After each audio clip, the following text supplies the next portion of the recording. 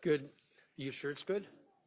Are you sure it's good? It's good for me, but not for the citizens.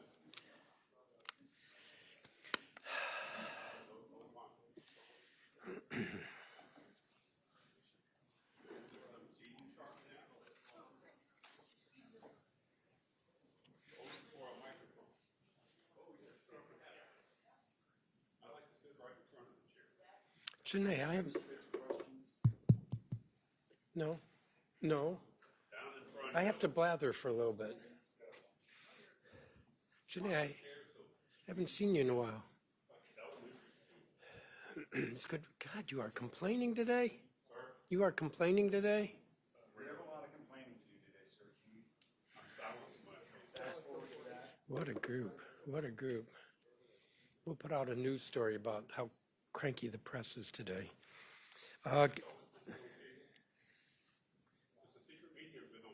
This is secret. Are we ready? Good morning. I'm Phil Mendelson, Chair of the Council, and this is the press conference I have before our monthly legislative meeting tomorrow.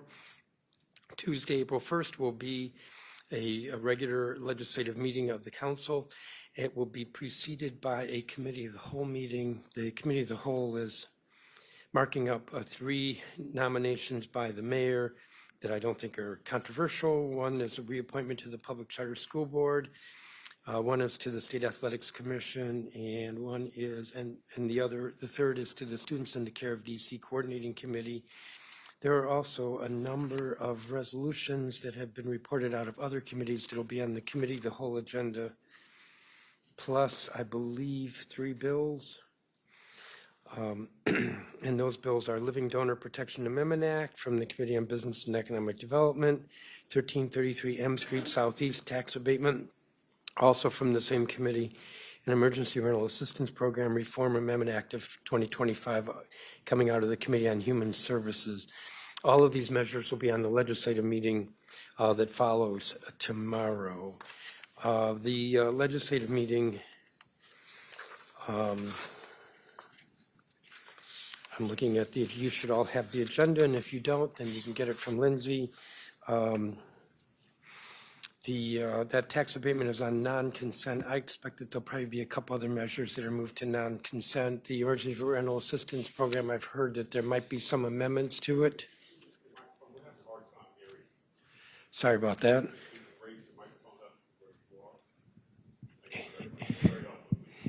Anything else you want to tell me?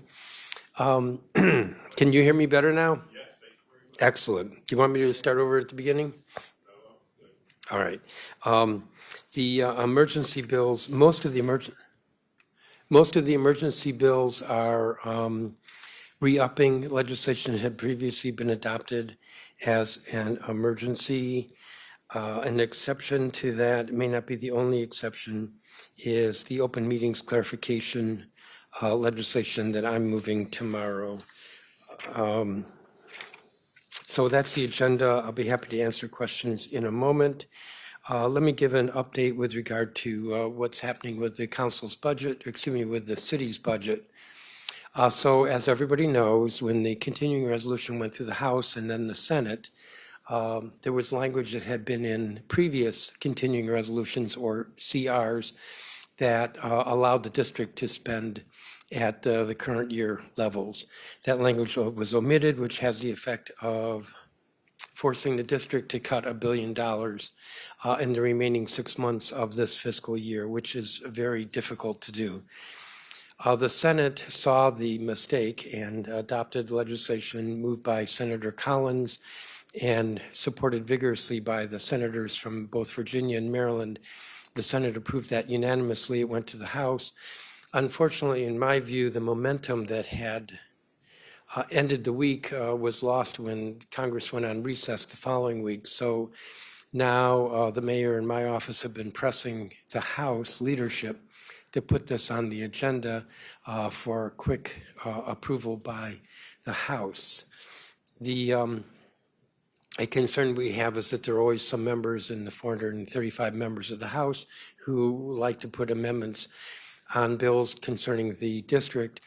And those amendments typically are troublesome and also would further delay approval of this because the bill would then, if the amendments were successful, the bill would have to go back to the Senate. And I'm not aware of any amendments, not that I have been told specifically of amendments, but some ideas. I'm not aware of any amendments that the district would support. The White House, at the time that the Senate took up this measure, the White House had indicated support, and the chair and ranking member of the House Appropriations Committee indicated support. That has not changed. The White House tweeted last Friday, I believe, that they would like to see the House move this immediately without any changes. The effect on the FY26 budget at the moment is non-existent because the FY26 budget can be developed as a balanced budget and doesn't, in terms of programmatic changes that the mayor may want to consider, that's not contingent on FY25, this FY25 issue being resolved. So the delay there is something else. However, at the point that the mayor gets to what we call pencils down and actually submits the budget to the CFO to go over in detail and certify as balanced, the CFO at that point, well, not at the beginning, but by the end, will want a supplemental for the current year that reflects current law, whatever that current law is. So ultimately, the problems in Congress are going to delay consideration of our budget. And that is a problem because there is a lot of uncertainty. People are asking me all the time. I was at a charter school event over the weekend, a rumor that the charter schools are going to have all their payments canceled, which is not correct, but there's just a lot of angst because nobody is sure what's going to happen. And it's not in our interest to develop a budget for a revised budget for the current year that reflects $1 billion in cuts, because that just will engender a whole lot of upset when we think it's probable, very likely, that we will be allowed to continue spending at the current FY25 spending levels. So there's delay and there is anxiety, and it's not resolved, and we would like it resolved. I will add as well that the ratings agencies who rate our debt have, 2 of the 3 have put the district on either a watch or a negative watch because of congressional actions. Not because of our actions, but because of congressional actions, which speaks to how the district is being harmed in all of this. I think I'll leave it at that, and I'm happy to take questions. Which 2 agencies? Which 2 rating agencies? Moody's and Fitch. Mo- Moody's and Fitch. I'd like to dig deeper into why Congress not taking action will delay consideration of this next budget. Can you just flesh that out a little bit more? What would be the problem? Well, I tried to explain that preparation of the budget, that is getting the pencils down, doesn't depend on Congress. However, at the point that the mayor submits the FY26 budget, there will undoubtedly be some changes in the FY25 budget. That would be the ordinary course, and that affects money at the end of FY25 that gets pushed to FY26. But more than that, the CFO has said that he's required to certify the mayor's budget as balanced. If the CR is not fixed, then we have to do $1 billion in cuts. And he has said he will not certify the mayor's proposed budget as balanced as long as there is $1 billion hole that needs to be addressed. So basically, at the end of the process, before it's submitted to us, speaking for the CFO, give me a budget that's fully balanced for current year and next year. Yes. On that topic, I mean, at first you all were raising the alarm, and then after the spending bill was passed, the mayor was trying to settle the worries. But the real question, can you speak a little bit more about how long the city can really go as is if the House does not take up and pass the budget bill for DC? Well, the alarm is real. We had that press conference in front of the Capitol. The alarm is very real. if we have to go through with these cuts, if the CR is not fixed, then we have to cut approximately $1 billion, and we have a half a year to realize what would otherwise be a full year's savings. But by when The is the real question? Well, at the moment, it would be when the mayor submits the budget for next year. There is not a hard and fast deadline. However, there is a point at which we cannot continue spending at current levels. What do I mean by that? The CFO, there was a press conference with the mayor, the CFO, members of the council a couple of weeks ago. The CFO stated quite clearly that right now spending in the current fiscal year is well below the FY24 levels. When I say well below, sufficiently enough below that we don't have to stop spending or make the adjustments today. But that it's sort of, think of it as being a vice that's closing from two ends. Each day the clock is moving forward, and at some point the dollars aren't going to be there, and we'll have to act. Can I ask you about Councilmember Trayon White, former Councilmember Trayon White? Yes. Indicating on Instagram he's planning to launch his re-election today. We know you've had words on the council's investigation, but can we get your thoughts to him running again? And should he win, do you have any concerns of the impacts that could have to DC Home Rule and the relationship the city has with the Trump administration? I think I will only speak to the moment and not speculate on hypotheticals. He, as a registered voter, is entitled to take out petitions and seek to get on the ballot for election. I realize that to a lot of members of the public that seems shocking, but the law, which is the Home Rule Act, in other words, legislation that we cannot change, is quite clear that the disqualification is if one is convicted while in office. And as you know, there's an indictment pending, but not a conviction. So he's within his rights if he wants to, which of course sets up a newsworthy situation. Sir, what do you think it's going to be like for members of the council working with him, given everything that happened and him trying to work with the council? Well, I think I'll save the speculation on hypotheticals. Will you be endorsing anyone in that race? I've not decided. And at what point does it not become a hypothetical? Does he have to win In the the special moment, election before you will address the question that everybody's asking and you clearly have to be preparing for? I mean, you know, whether you want to talk about it or not is one thing, but at what point will you publicly talk about what your plans will be going forward should he win re-election? Would you support, once again, voting him off the council? Well, I totally get that as media you would like a more definitive answer, but I can tell you just from my experience in government that events unfold over time, and so there's no value in my speculating today what I would do or how members would feel months from now. There was a question right here. Can we complete this? Hold on. Will the council be considering any emergency legislation to perhaps prevent Councilmember Trayon White from running for re-election? I don't know what that legislation would be. The Home Rule Act says that the disqualification is if one is convicted while in office. And, The qualifications for office are outside of our control. and can you talk about just how unprecedented this is? Has anything to this extent ever happened before with the council? Well, you know, every situation is unique. So yes, nothing like this has ever happened before. But then again, as I said, every situation is unique.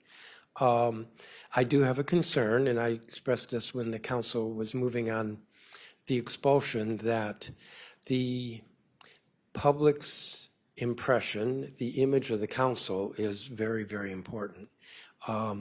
In order to function well, government has to have the respect of its citizens. And so, you know, that obviously is implicated here. But would you worry that respect would be lost should he win re-election? I think I've said enough on that. Yes, sir. Mr. Chairman, regardless of what you may or may not do, it should former council member White win re-election and take office again, the council acted to expel him previously based on things he has done in the past. Can you legally, is there any legal impediment to deciding to take that action again? Or does this wipe the slate clean and he gets to be on the council, what is the legal field of what you can do? Can you expel him in a new term for what he did in the last term, basically what you did in January? I don't think there's a legal bar, but I Just will matter. add that I have not researched that, and I've not researched it because it is a hypothetical that I don't need to But the address law's at not this point. hypothetical, Correct. but But you're not aware of interpreting the law. anything that would keep you from doing this again, expelling him again, if that's what you want to do. There's no legal impediment. I'm not saying you're going to do it or thinking about doing it. I just want to know what the law is. What's the playing Yes, field? my answer is the same. I do not believe there's a legal bar. Okay. Marquez behind you. Just going back to the budget fix with the House, you had mentioned that there was some concern that there could be some amendments thrown on there by the House. Have you heard of any potential amendments? Like, is there any specific ones you'd be concerned about being attached to that? My staff mentioned to me one or two, which at the moment, as I'm standing here, sort of slipped my mind. I think it's too early, but I mean, just think of all the different criticisms that a small number of congressmen have made toward the district, and I would suspect that any of that could be a thought by one of the members to raise as an amendment. As I said before, I don't know of any amendments that the district government would support for two reasons. One, because most of the amendments that come forward are not from the leadership that the mayor and my office work with. So that's a diplomatic way of speaking to how informed those amendments are with regard to the operations of the district. But then also it would further delay this legislation because now the amended bill would have to go back to the Senate.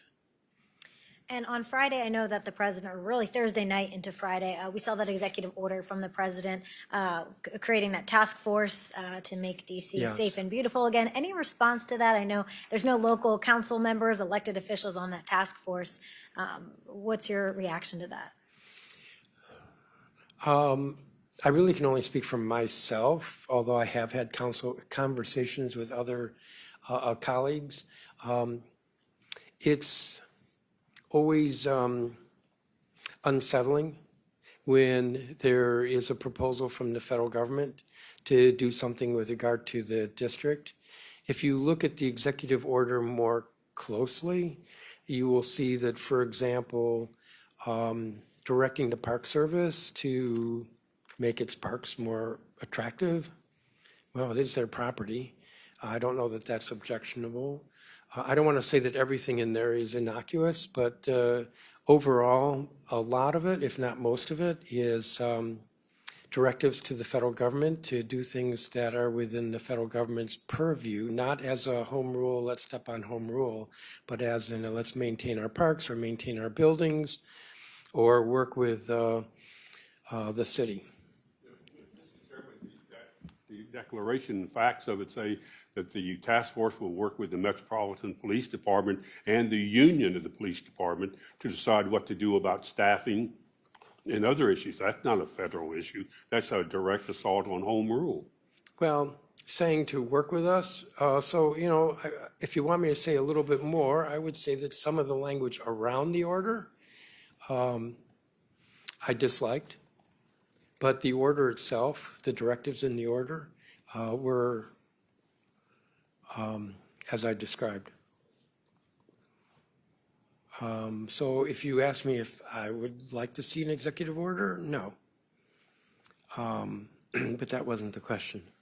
Yes. Chairman, going back to the budget, the city administrator is saying that they need clarity from Congress on a legislative fix to the CR before submitting the balanced budget.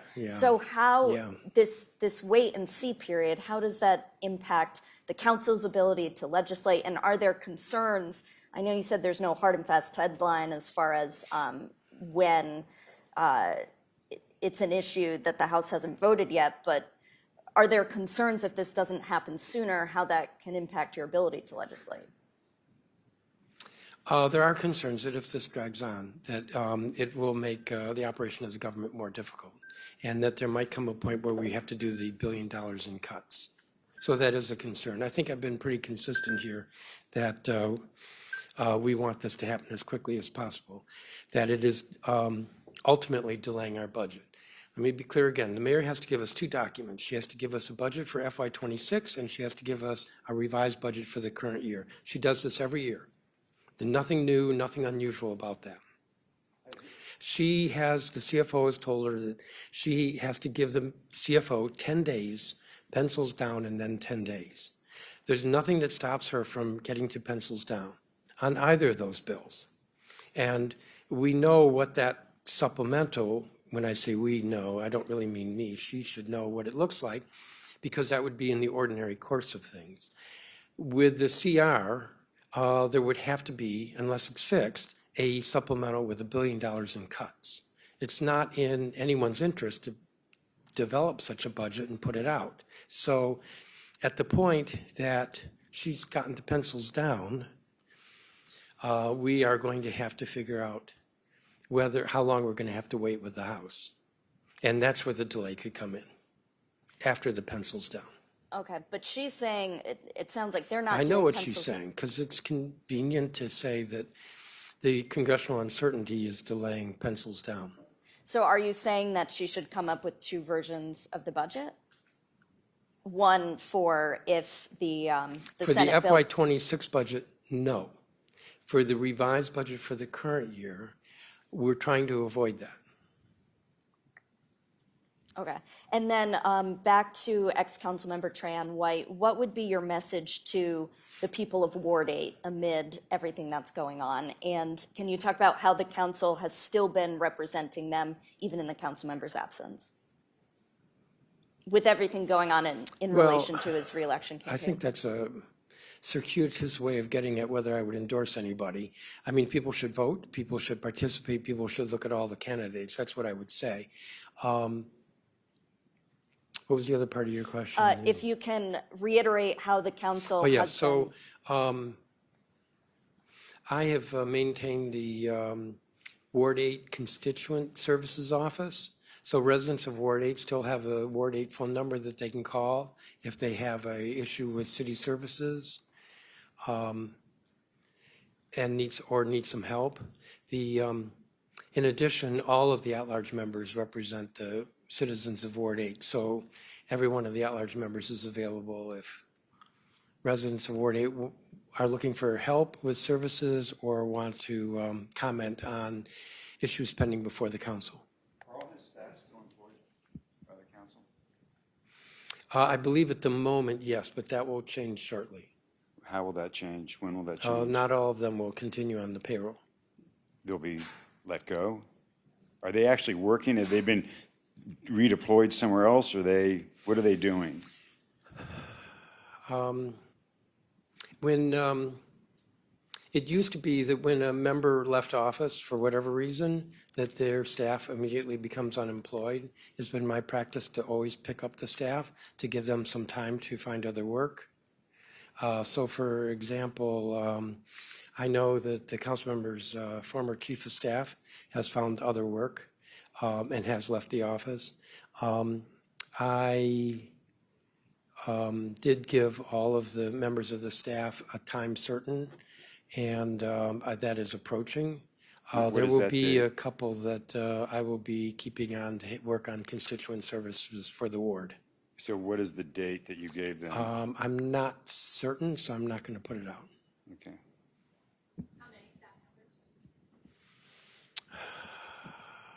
members? Well, I can give you an answer, but it may not be accurate. I'm going to say around 10.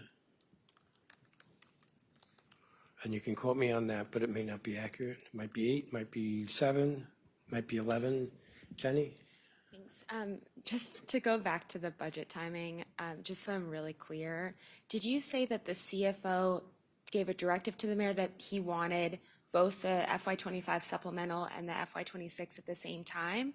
Or could the mayor just submit the FY26 and then wait on the supplemental because of the uncertainty in Congress? It's more the latter. Okay. So I've spoken to the CFO, and in the conversation, it was clear that the pencils down for FY26 is not contingent on the supplemental being submitted at the same time. However, the CFO's position is that at the point that the FY26 is submitted to the council, the CFO has to also have the supplemental. Okay, so basically they're both going to the council at the same time anyway. They would be submitted to the council at the same time, but they Okay. don't have to be submitted to the CFO at the same time. Okay, got Which it. is to say that the roughly $20 billion budget for next year can move forward more quickly. Okay. And can you just like explain what the effect of this delay has on council staff, on the sort of budget process? Will it be more rush? Will it have any substantive impact on how that process looks? Well, really nothing has changed since the press conference the mayor had a couple of weeks ago. But as I said, think of it as being like a vice with the clock ticking. That's one side of the vice. And at some point, our spending reaches a level where, because of the CR, if it's unfixed, that we then have to make changes. Okay. So that vice is closing, which is why we want this taken care of immediately. Okay. And if folks are ready to move on to the Open Meetings Act changes, Can I vote on whether I'm ready to move on? Yes, Mr. So the CFO has said that you're still below spending. Current spending can continue at this level because you're below. He refused, despite multiple requests from press, to give a date certain on when that would end. Has he told you? No. When he hasn't given you any No, there's indication? not a If the date House doesn't certain. take any action at all, at what point would DC have to take action as if the CR is in effect? He has not given a date, and I think it would be very hard to come up with a date, as much as everybody would like a date. And then It's just the way it is. Okay, and then since the microphone's here, I'll take the first shot at this open meetings law. Can you explain? Wait a minute, Jenny might Well, want to that's take the fine, she first can shot. ask. I don't care who asks, I just want to hear you. So can you explain to us the need, whose proposal was this? Was this your idea? Whose idea was this? What is the emergency? And can you tell us why you need to make this, what seems to a lot of us in this room, very drastic changes to the open meetings law without any public input on an emergency basis? Let me see, there were about 4 or 5 questions in there, and I'm not going to try to remember them all, so you may have to repeat some.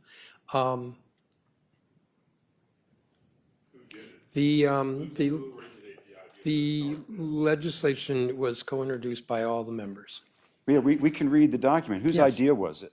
Was it your idea? Did it come from the mayor? I would say it's been gestating for a couple of years, and a number of members have brought it up. Mr.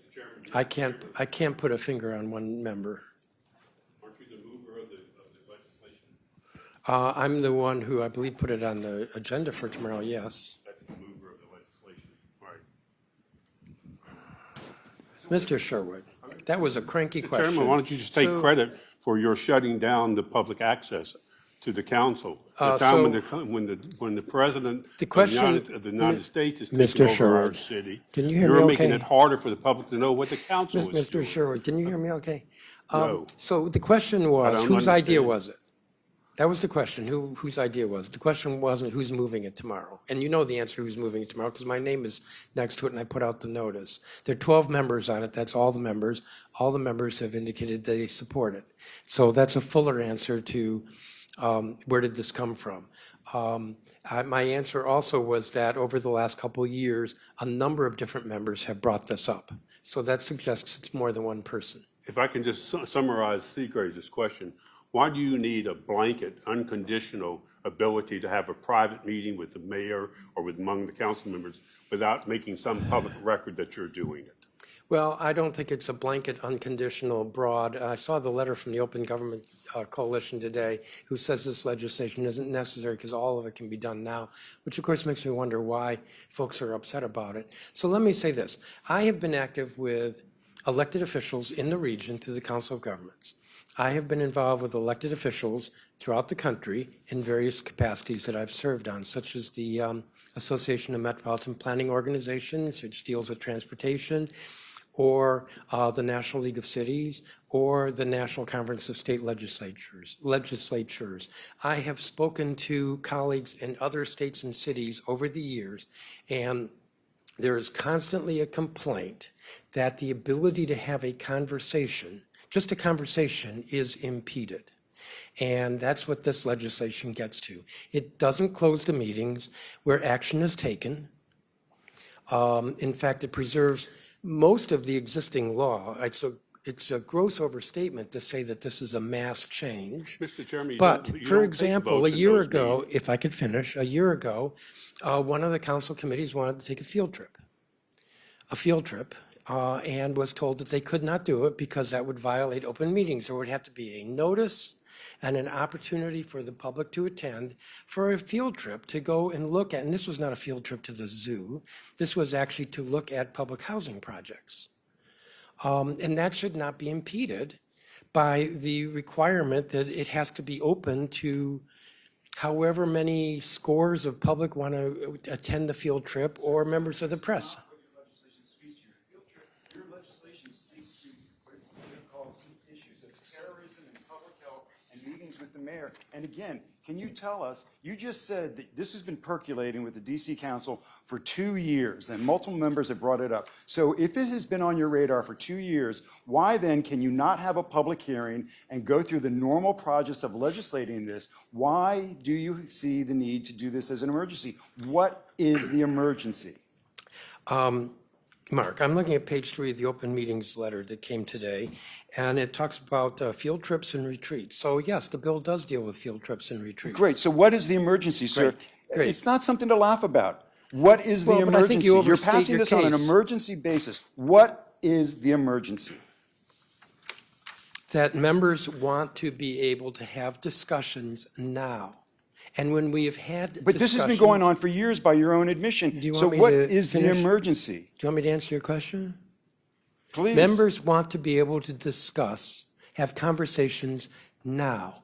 And when we do it, which we have done, we have been challenged as to the legality. As much as the open meeting letter says, not true, we can do it. In fact, we get challenged. And if I remember correctly, the law starts out by saying that the act is to be construed as broadly as possible. So this is a clarification bill. Open meeting says on the one hand that we could do a field trip, or we could have a meeting to discuss confidential negotiations with regard to economic development. On the other hand, we get challenged, and I would rather clarify the law with regard to this than to continue with this uncertainty. That's great. So why the emergency? So you have not made a case for an emergency. What you've made a case I've not for, what persuaded you've made you. a case for is having stakeholders weigh in and be able to give their side of the story, and for you guys to make an educated decision on something that affects every single DC resident. Again, you have not given reason to an emergency. You talk about economic development. So I'll ask you, you did this, you circumvented this when it came to Monumental, with the negotiations of See, Monument. you think we broke the law. I did not say you broke the law. I said you circumvented it. It's a difference. I didn't say you broke the law. I said you circumvented the law while still working within the boundaries of the law by bringing people in groups. So how much of this has to deal with the ongoing negotiations with the commanders? Is this just that the commanders thing is heating up and is getting so close to the finish line or the goal line that you want to be able to get briefed on it immediately, and that the commanders negotiation is the emergency, that the NFL has told you or the mayor that they don't want these meetings and discussions open to the public? It's interesting you would read football into it. I'm thinking a few other things I could read into it. So I already answered the question why. If you don't like the answer, let's just remember that when somebody asks a question and they don't like the answer, that doesn't mean that they weren't given an answer. So members would like to be able to have these conversations now. We had a retreat last Friday. I would say luckily nobody showed up, so we were able to have confidential discussions. But we would not have been able, yes. Where was it announced? Talk to the secretary. It was an open. Talk to the secretary. Not here. Tom, Well, Mr. Chairman, you're circumventing the question. Tom, that is totally cranky. So the secretary announced the meeting, and we had the meeting. When did she announce? Last week, I'm not sure when. Please. The fact that you're not aware doesn't mean that it wasn't noticed. Well, then I asked where, and you can't tell me. The secretary No, correct. seance somewhere? Mr. Chairman, You're being a little unreasonable, Mr. Sherwood. Am I supposed to know? Mr. Chairman, peace and blessings, if I may, I'm just getting here, if I may. Why am I supposed to know? Mr. Chairman, I don't put out the notice. I was assured by the secretary that there was notice. Mr. Chairman, if I Did you may, find I have a out? question as well. I have a question, Yeah. just following up on what's been I hope you're discussed. not as cranky. Anyway, following up on what I discussed, what's the threshold here? So once this emergency legislation passes, I'm just trying to get clarity around to what degree can the council exercise that power in blocking people's view or, listening in on meetings. I'm just trying to get clarity around that. And in regards to the 2-year timeline, what was the rationale, again, in making it an emergency rather than going through the process? Already seeing that some organizations have already caught wind of it and like they're already sending letters in opposition. Why not just have that process open over the last 2 years? So I sort of got two questions. The threshold, right? At what point is the council unable to block meetings? And secondly, why not just open up the process over the last 2 years for public input? I'm not sure I understand the second. Again, members want to be able to have conversations. I said conversations, not votes, not taking action, and they're constrained from doing that. And this has been an especially sensitive time this past year and currently. I'm thinking because somebody mentioned Monumental and the negotiations that went on there, and members have been constrained. And as much If I as may. some folks protested, well, actually, we can do these discussions anyway. In fact, we get challenged on that. So this is a clarification. That answers the first part. What was the second part of your question? Well, I just want to focus on the first part, and I'm going to, at the risk of sounding cranky or whatever, our readership at The Informer are people who are very skeptical of government, people who have every reason to believe, based on their conditions, that government does not work in their favor. So I'm asking this question with that context. What do you say, especially given now that there's a former council member White and all the at-large council members are working overtime to fill that gap? What do you say to constituents that you're further impeding their view and knowledge of meetings, especially at a time when people aren't voting like they should be? Voting numbers aren't up like they should be. I can't quite recall the percentage, but it's not 100%. And part of that comes from skepticism and defeatism about the system.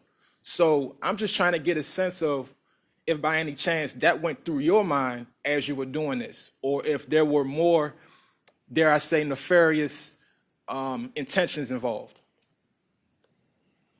Well, first I'll deny the nefarious, but I would say that there are two aspects to the current law. One of them is that actions that the council and other government bodies take, actions have to be open to the public. And the other is conversations by elected officials have to be open to the public. This is meant to provide some measure of relief with regard to conversations. The reality is that conversations do not occur because members do not want to have them in a public setting. That could be a meeting where I am so angry at a colleague that I want to come in and tell him, I'll even say, I won't say, that I want to have a frank conversation with a colleague, and I won't do that in front of the other members. And there may be a value to that. That's maybe not a good example, but it's an example. Or last year, I had my lawyer look at this, so I believed that it was legal, but I, at the last minute, had a gathering in my office to discuss where things were between the executive and Monumental Sports. And to have noticed that meeting, I assure you that every one of you and double would have been there and known that there were these discussions, which were confidential. And as I said, I talked to my lawyer, and we believe it was legal, but we were challenged nonetheless. And that's to illustrate the kind of constraint. I'm told I have 5 minutes. If you were not a member of this council and just a general member of the public, would you be okay with this bill? This bill is not as damaging to the Open Meetings Act as all of you are suggesting, and the Open Meetings Act is far more open than what the law was for the first 40 years of home rule. So you're okay with it? Public hearing, we're having a public hearing today, essentially on this bill by asking the question. Well, as you know, we will have a public hearing. This is an emergency bill. Will there be permanent legislation? Yes, Will you have a public hearing for the Yes. permanent legislation? yes, there will When be would a that hearing come? on the permanent bill. When would that come? I do not know. Later 'Cause, this year? I mean, this year? Tom, the permanent bill was introduced on Friday. So I have not looked at a schedule for when that hearing will be. So There you will can't be a commit hearing. to having a public hearing on Can I the finish? secrecy of the council. Can I finish? Until next year, So if I could finish, there will be a public hearing on the permanent bill. this year. I see no reason for delay. I just don't know when. Mr. Chairman, this is. I can't answer every question, Tom. What are you having for breakfast in 2 days? You're doing a universal exception where council members can meet in any configuration, what you want to do, and we will not know, we, the public, will not know anything about it, and you seem to think that's good. We're not talking about a field trip to the National Zoo. We're talking about discussions with the football team that wants to move here and all kinds of other issues, and there's be no public record. You even changed the law so there won't be any public record. I'm not sure there should be a public record of a conversation, so the We could just, how policy, about just announcing your meeting? You could, under the current law, you can declare any meeting you want to do, you just have to vote on it. Why does it have to be a universal exception? the Open Meetings Act of 2010 expanded the policy, in essence, to include conversations, not just actions by public officials. While this seemed innocuous when enacted, time after time, we have found this to impede deliberations. For example, when the Housing Committee wanted to conduct a field trip to visit public housing projects, it was told it couldn't unless it provided public notice and allowed members of the public and reporters to join. When I offered a sudden, unplanned briefing for council members of the confidential negotiations between the executive and Monumental Sports, I was challenged for violating the Open Meetings Act for not giving public notice or allowing the public to attend. Our ability to meet to discuss political strategy to best inform members of Congress about our appropriations is constrained because we don't want these conversations to be public. Our ability to hold a retreat where members can informally discuss their personal views affecting policy is arguably prohibited, and we no longer have monthly mayor-council breakfasts because neither side wants to publicly air disagreements. For instance, allow the council to publicly and personally question and argue with the mayor over something she is or is not doing. I'm reading from an email I sent to members. Can you share that email with us? Yes. How many minutes? I have 2 minutes. Can we touch on the? Yes, sir. Yes, sir. Yes, sir. Yes, sir. Let him finish. There's a gentleman I recognized. Yeah, I wanted to touch on the ERAP bill before we finished. No, He said there's 2 minutes left.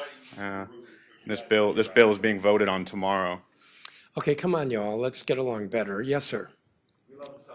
So you have the ERAP bill on the agenda for tomorrow, permanent Yes. bill of the emergency one that passed. The committee report acknowledged that the emergency bill has been effective, but it also made a few changes to the bill. I won't get into the details, but I've heard from multiple real estate industry groups. They say they oppose these changes and they would undermine the purpose of the bill. So do you support the version that came out of the committee, or do you want to see amendments to walk back some of those changes? To be honest with you, I spent about an hour on Friday looking at the bill and didn't come to a conclusion where I am on it. But I believe that Councilmember Fruman is considering some amendments that would make changes to, I believe, the changes you're referring to. So it's still in a state of flux. I will note this was adopted on an emergency basis in October, which is not unusual for us to do. And the permanent bills had a hearing and is coming up for first reading tomorrow. Did that answer your question? Thank you. Yes, sir. I'll come to you next, Janae. Are there specific economic development projects that you and other members of the council want to be able to discuss confidentially? The one that I mentioned is the one that I've thought of, which is Monumental Sports a year ago. But I mean, moving forward, is there a Well, specific Mark project in suggested- mind that is informing this? Mark suggested the football stadium. I can tell you that the mayor has not reached out to my office to discuss it, so there are no discussions in the But in the this bill foreseeable. would cover that, right? If bill it would was, cover it. if it was a gathering of members, a gathering of more Yes is than the answer. 7 members Yes to, is the answer. well, my point, Tom, my point is that the mayor's not discussed this with me one-on-one, let alone asked to discuss it with the council.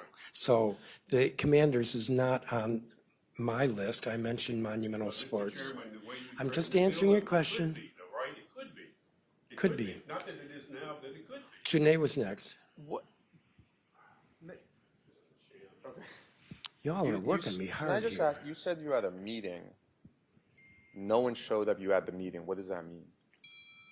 We had a retreat on Friday, and it was noticed. Lindsay, did you get to, Yeah, it's on the council website. It's posted on May 11th. So how does the not public- May 11th? March 11th, sorry. Yeah, Tom, did you What hear does that that? mean? how No, do we- how It do- was how does the posted on public know March- to look- How does the public know that that's there? I just don't get it. No one showed up, you had a meeting. What does that mean? What was your question? What does You know, that Tom, mean? the fact that you don't look at places as a reporter where we post notices is a little bit shocking. I didn't say I didn't look. You said no one showed up, you had a meeting. Who did you have the meeting with? There were 12 members present. And It who- was a retreat. We do this every March. Okay. It was 12 members, and then we had several guests come in and speak to us. And what was the topic? Mostly economic development. Was it commanders or something Hmm? else? Was it commanders or? This seems to be expanding on a theme. No, Was it Commanders was Thurman? not discussed. Okay, I have a question. How did you model this bill? What did you model it off of? I would not say modeled out off of anything other than experience. You As I talked said, to- members have been complaining for a couple of years about constraints, and so that was what informed the bill. But you've seen other cities, other states. What did you model it off of? Did you not model it off I of just other answered places? you. It wasn't inspired by other laws or other cases? Correct. However, as I indicated, I've had conversations with state legislators in Florida and in Denver and in San Francisco and in Cleveland and Indianapolis and in the state of New Hampshire, and it's a long list. How much does the two more consternation? Well, questions. just Two more one more. I have questions. one Mark? more. Excuse me. Just, I'm curious, how much of the consternation under Trump is fueling the need for having these secret meetings? I would not say it's irrelevant. Okay, well, don't pick on that Mark? and not answer, please. I mean, how Mark? much is the current climate of Trump? I just answered your question. Mark? Well, no, actually, here's a good question, because you alluded to that. When I asked about football, you said, I'm paraphrasing, you said, oh, it's interesting you bring up football. guys are I would have really thought of difficult. other things that we You would guys want are to really talk difficult. So I already said it's not irrelevant. We're That was sorry my we're not answer. making it easy on Mark? you to Mark? to shut out the public, but that's what our job is here, sir. I get it. And for you to call us I cranky get and be dismissive of our questions is rather insulting. Okay. All right? So let me Well, ask you this. To call me. Will the pre-legislative breakfast be open to the press and the public if this is passed? I would like it to be. You would like it to be. What does that mean? That's not a definitive I'm answer. the You're chair of the chairman. council. What's that? I am the chair of the council. I would like the breakfasts to remain open. How about the meetings between the council and the mayor? I would like those to be, for the most part, closed. You would like those to be closed? Correct. Why? What is the difference? And I got to tell you, I've been to a few of those Gentlemen, meetings. They seem gentlemen, pretty candid. I we don't no remember any longer council have members monthly being mayor restrained. council breakfasts because neither side wants to publicly But air that's just not, disagreements. that's just not, I just, For that's instance, not, that's not allow the reality, council sir. to publicly That's and not what we personally expect. question You and can read argue that with the all day mayor over long. something she is or is not doing. You can read that all day long. That's not what we experience. I We see said two more, but Martin deserves, Martin, I got it. Do you get it? Do you actually get it? Martin. All right, just real quickly. So you mentioned this field trip that the council couldn't do. Notice is 48 hours. Like, are you telling us that the council couldn't notice something for 2 days because they were afraid that people are going to flock to a field trip to view public housing? Just out of curiosity, number one, that. Number two, Open Meetings Act also mentions quorum. I mean, you could have meetings with 5 members at a time and you don't have to cite, you don't have to mention it to anybody else. You don't have to open it to the press. or Well, the that's public. if it's committee of the whole, but if it's the housing committee, which has 5 members, then it's 3. So. But the point being, 48 hours notice is not, I mean, we're not talking weeks of heads up. Well, think back a couple of years ago when public housing was very much in the news and very controversial. And the committee says we're going to do a field trip to look at some public housing projects with the chair of the board and with the executive director of the authority. And what are the chances that there would be a lot of other folks who are interested because it's been very much in the news who want to join, in which case it's no longer a field trip of 3 members. It's now, I don't know, 15, 20. What if the committee of the whole wants to have a tour of a school? Eagle Academy closed last August suddenly. And so this doesn't quite work in the hypothetical, but so I'm going to do a field trip of Eagle Academy, and all the parents, 150 parents, want to show up. I can't have a conversation with the head of school. It's going to be a town hall meeting, which is fine, but a town hall meeting is not the same as a field trip. So members have got to be, if they want to go and look at something, when I go and tour the forensic lab, if I want to bring colleagues, and there's a quorum, under the current law, arguably, I'm going to say arguably, I would have to have notice. And then everybody would be, anybody who wanted to could come. And that's very different. Try to fit 20, 25 people into one of the labs over at the forensic lab. So this is just difficult. It constrains. And as I said before, it's one thing to say that we can't take action except at a public meeting. It's another thing to say we can't have any conversations unless it's noticed in a public meeting. That's just really difficult. And I've given you examples. You didn't like the examples. I have talked with legislators in other cities and states. They all have lots of examples. It is really hard on legislators to be able to talk to each other because of these constraints. That's all this does, is to make it easier for us to have conversations, not take action, but to have conversations. Jenny. I just want to revisit the portion of your email that you quoted where you talked about how you no longer have these mayor-council breakfast meetings because people are afraid to have disagreements publicly. And I guess I think people run for office because they have ideas that they want to share, and shouldn't it be a basic expectation that someone who's an elected official is comfortable having a disagreement in public with the mayor? No. Why not? Because there are times when you don't want the disagreement to be public, as I think you know. So you don't want that press, is what I'm saying. If that's what it is, a disagreement, yes. I remember years ago with a former mayor and another former mayor who was on the council, and he asked to clear the room. This was before open meetings. He asked to clear the room to talk about how the former mayor was disrespecting the council. That would have been totally newsworthy. And the idea was to, before it becomes more of an open conflict, to have a quiet conversation in front of other members about this. Those conversations can't occur in an open meeting. Sorry, but they just can't. Lindsay. You all have to just vote that close it. If you want to have a field trip to the office you just mentioned, you can vote that it'll be closed, right? Lindsay, where are we? We're in the same spot we started. Well, that's because you want me to agree with you. No, I don't want you to agree. Even though as press, you're supposed to be asking questions, not arguing with. Yes. President Trump's executive Huh? order regarding the immigration enforcement aspect of it, it mentions monitoring DC's cooperation with federal immigration authorities. Is this legal?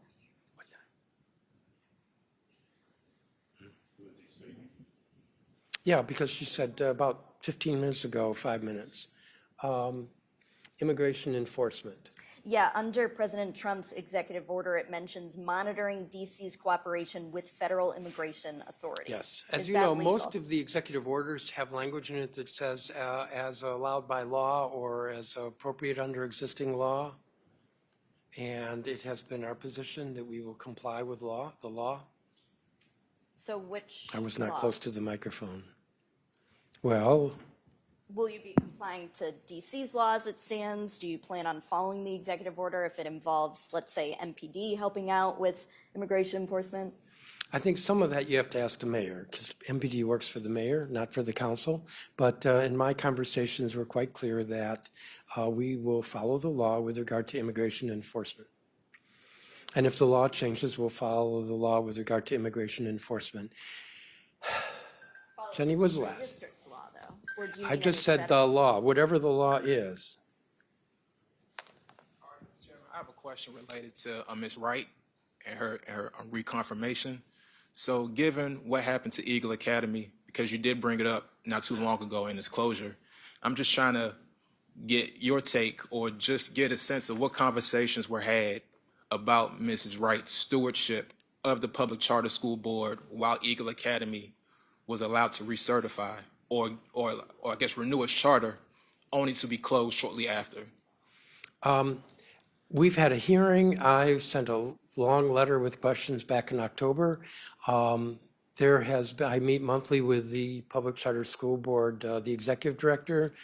We had a performance oversight hearing, which is separate from the hearing specifically on Eagle Academy. Understood. Eagle has come up at every one of these meetings or hearings, and we have talked about what the board is doing to change its oversight, adding rigor to its oversight with regard to schools that are have some warning signs with regard to their finances. So given all And that has happened- included conversations, some of it has included conversations with Chantel Wright. I think the issue here is the board and the staff in totality, not any one individual. I've seen nothing that points to one individual who says they were culpable.